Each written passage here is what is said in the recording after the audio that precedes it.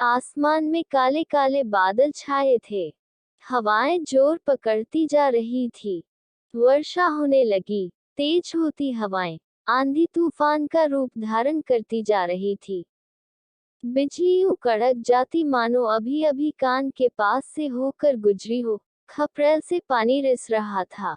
रम्या वही एक कटोरा रखते हुए पति राम बाबू से बोली, आपको लड़के को इतना नहीं डांटना चाहिए। देखो 2 दिन हो गए अब तक नहीं लौटा, कहीं गुस्से में कुछ गलत सलत न कर ले। आंसू पोंछते हुए रम्या सिसकने लगी। एक तूफान बाहर था और एक तूफान एक राम बाबू के अंदर बवंडर मचा रहा था। क्या मैं उसका दुश्मन हूँ?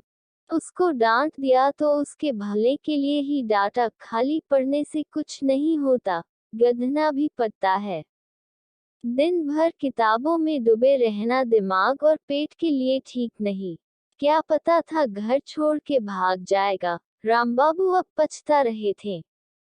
वे जब शिवा के उम्र के थे तो उनके बापूजी भी उन्हें निठल्ला, कामचोर समझते थे। क्या मैंने घर गृहस्थी न संभाल लिया? धीरे धीरे वो भी सीख ही जाता।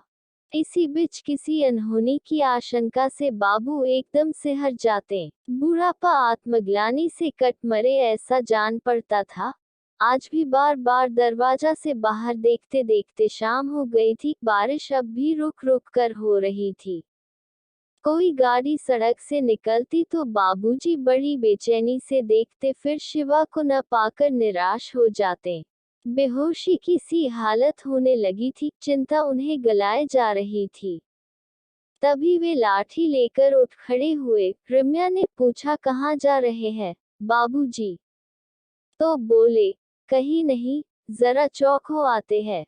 तुम चाय बना के पी लेना, मैं तुरंत आता हूँ। इतना कहकर बाबूजी बाहर निकल गए। जवान बेटा 2 दिन से गायब है, अब आपको चौक सूझ रहा है? बड़बड़ाते हुए रम्या अंदर बत्ती जलाने चली गई। बाबू अब भला कहाँ जाते? धोती कसकर धीरे धीरे काढ़ागोला स्टेशन की ओर चले। थोड़ी दूर ही गए होंगे कि फिसलकर गिर पड़े। पूरा धोती कुर्ता कीचड़ में सन गया।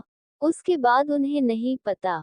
आंख खुली तो सामने शिवा, रम्या थे। धोती कुर्ता नया था, लगा जैसे सपना देख रहे हो। पास पड़ी लाठी उठाए, 2-4 लाठी हौले हौले से शिवा पर बरसा दिए। फिर दूसरे ही पल शिवा से लिपटकर खूब रोने लगे। शिवा भी रोने लगा। ए बाबू, रोना नहीं तो फिर चला जाऊंगा, कहते हुए शिव ने बाबूजी को गले से लगा लिया। रामबाबू आंसू पोंछते हुए लाठी लिए बोले, जाने की बात मत करना, नहीं तो 2 लाठी और पड़ेंगे। रम्या के आंसू से उसका आंचल पूरा भीग चुका था। रम्या ने शिवा के कान पकड़ के पूछा, 2 दिन से कहाँ थे? माँ, शहर में नौकरी लगी है, स्कूल में। बाबूजी गुस्से में थे इसलिए कुछ नहीं कहा। सोचा जब तक लौटूं तब तक उनका गुस्सा शांत हो जाएगा। माँ बाप से शिवा को चेतावनी मिली, ऐसा दोबारा ना हो। शिवा सब जान चुका था। माँ बाबा का प्रेम पवित्र था, है और रहेगा।